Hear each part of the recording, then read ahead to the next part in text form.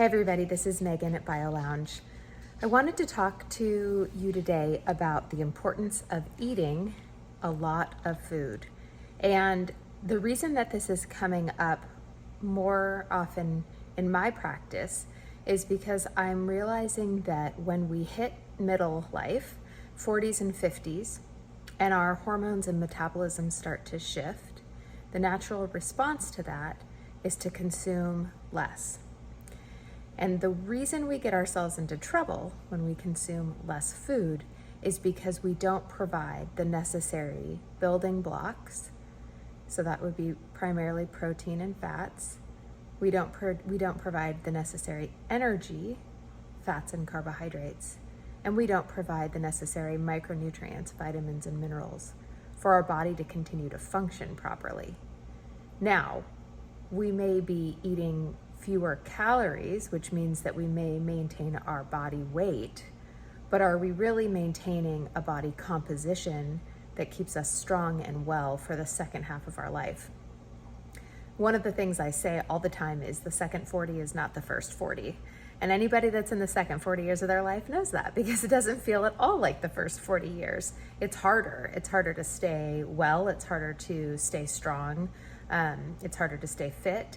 And so the reason that I wanted to talk about this today is because the detriment to our health by restricting calories or restricting food on a consistent basis to stay thin, is putting our bodies in danger for things like sarcopenia, for weak bones, for degenerating brain, and for osteoarthritis and osteoporosis.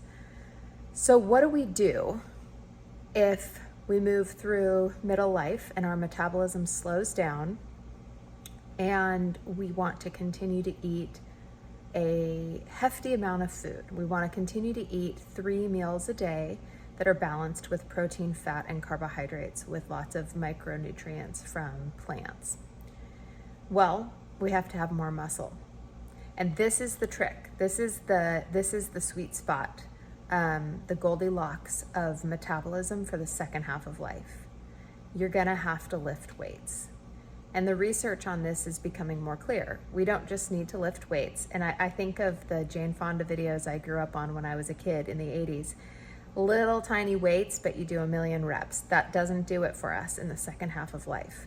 The second half of life, we need to lift heavy weights to build very dense muscles. And those dense muscles, in turn, metabolize the food that you're eating, the calories, the actual energy. So calories are a measurement of energy. Those muscles metabolize and use that food 24 hours a day, whether you're sleeping, moving, etc. This is different than aerobic exercise, where you're primarily going to burn more calories while you're doing it.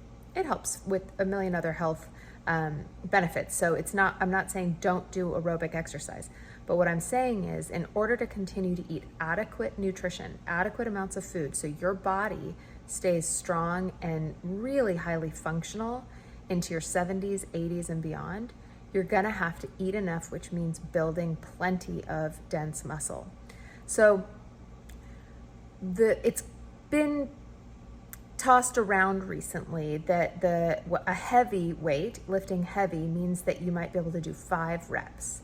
And then you're kind of done, and maybe you would do 3 sets. So where that gets concerning to me is that if you don't have a history of lifting heavy and you don't have good form, you might start doing that and then hurt yourself because your form is poor. So this is the recipe for success.